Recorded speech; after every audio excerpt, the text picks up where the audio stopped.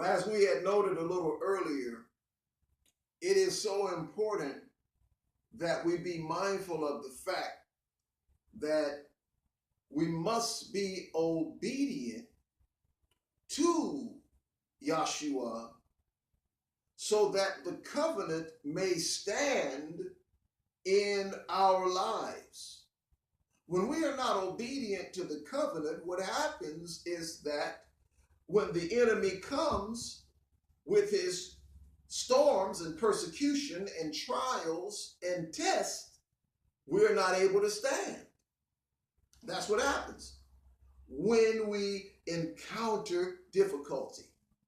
Messiah made it very clear. He said that those who hear my sayings and do not obey my sayings is like someone who builds their house on the sand. It's not stable. It's not immovable. It can easily fall down. And what happens is that in many lives of those who are believers that do not obey the scripture, they have great distress in their life because they are trying to build something without having a foundation. See, you can know scripture. You can know chapter and verse and have a sound working knowledge of what the scriptures declare. But if a person does not obey them and keep them, then the covenant cannot stand in your life, and the Most High is not able to move as he desires to move and work on your behalf. So it's important that we really take seriously the words of the Messiah when he made these statements. As he was concluding his Sermon on the Mount, he wanted the people to understand that, yeah, it's a good thing that you're hearing me. It always starts with the hearing of the word. He said, but it really comes to the doing of the word. It comes to the doing of the commandments. It comes to the walking out of the commandments. And when we talk about the carrying out of the commandments, what's very important for us to keep in mind is that the commandments are not just those things that the Messiah stated while he walked the earth, but the commandments include all of what is in the Torah and what the Messiah said in addition to what's in the Torah. There are a lot of people who have this idea that when the Torah was given to Moses, that the Father gave the Torah to Moses and that Yahshua gave us something else in this particular age in what we call the Berit Hadashah. Most people call it the New Covenant, and they try to make such great distinctions. But I want us to understand that Yahshua himself was the one that gave the Torah to Moses. And many times we fail to realize that. Because you see, the Most High, when he refers to himself as being the arm, or he refers to the arm of Yahweh, where he says, my arm has gotten me the victory. Or when he talks about the hand of Yahweh has gotten him the victory and has delivered the people.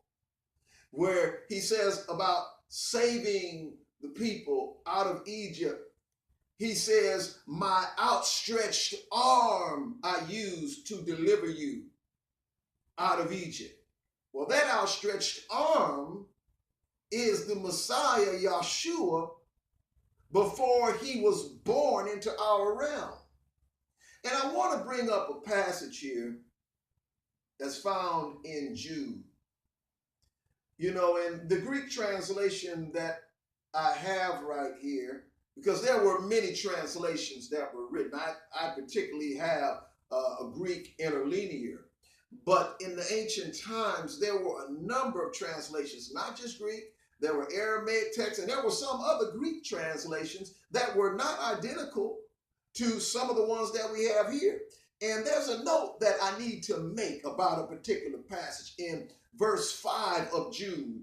It says, I will therefore put you in remembrance, though you once knew this, how that the Lord, having saved the people out of the land of Egypt, afterwards destroyed them that believe not. Now, in this passage, where it says how that the Lord, having saved them, I want to highlight on that term Lord. In this Greek translation, it says kurios.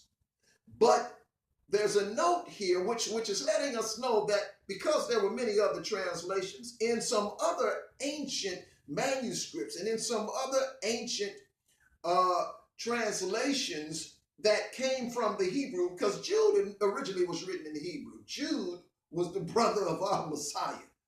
And these writings primarily in the Berit Hadashah, they were written in Hebrew first and then translated into Greek. Well, there's a note here where it says that in other ancient manuscripts, the word Lord is not there, but actually Jude said and gave the name Iesus.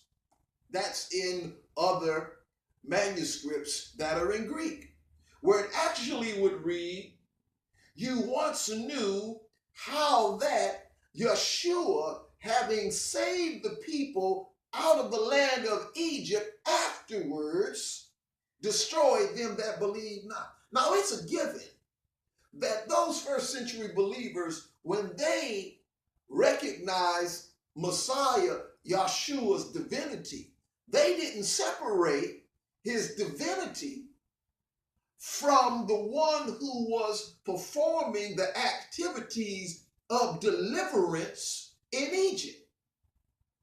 They saw him as the very Elohim at work, because Yeshua means Yahuwah who saves.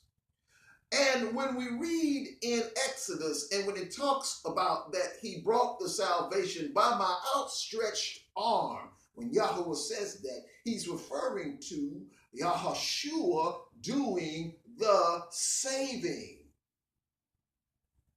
Now, when we talk about composition of Elohim, what we need to understand is that there is a oneness, a composite oneness, where Yeshua, before he was birthed into the earth realm, he was regarded as the wisdom of Elohim that came out of the essence of the Father and created everything. Read Proverbs 8, it talks about that. But in this particular verse, what I want to highlight on really has to do with the fact that the one who saved the ancient fathers out of Egypt was indeed Messiah Yeshua in his pre-existent, or what we call his pre-existent form. But not only that, he also is the one that wrote the Torah commands on the tablets of stone and gave that to Moses. Why do you think he is called the Devar Elohim, the word of Elohim? He is the word of Elohim. And those same commandments that were given on Mount Sinai were given by our Messiah in his pre-existence or pre-birth form. He gave those to Moshe. So when he talks about those who receive these sayings of mine, these words of mine, he is talking about all of the commandments, not just the thing that he had taught on the Sermon on the Mount. He's talking about all of the commandments, because within the context of the Sermon on the Mount, our Messiah also gave his perspective on the Torah, where he gave the understanding that the Torah remains permanent and in effect.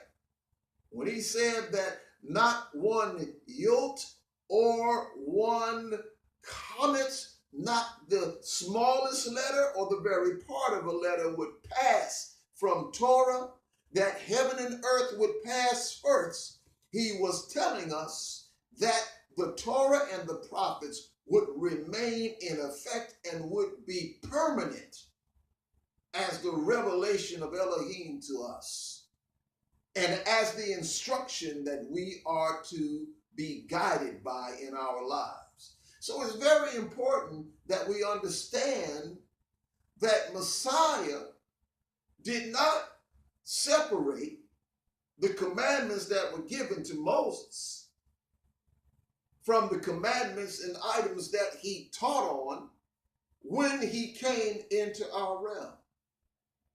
We need all of it. We have to have all of it, because in having all of it, we then have a solid foundation to build our house, which means the building of our lives. It comes through the obedience to the commandments of the Almighty. And I want us to understand that as we take seriously what Messiah said in the final statements he was making in concluding that Sermon on the Mount, in taking his words seriously, we'll receive great blessing and great power and great manifestation in our lives, that he might be glorified in all things. I'm going to close on that note. I trust that this teaching has been a blessing to all that have received it, and that you will benefit from it. The Most High bless each and every one of you. Shalom.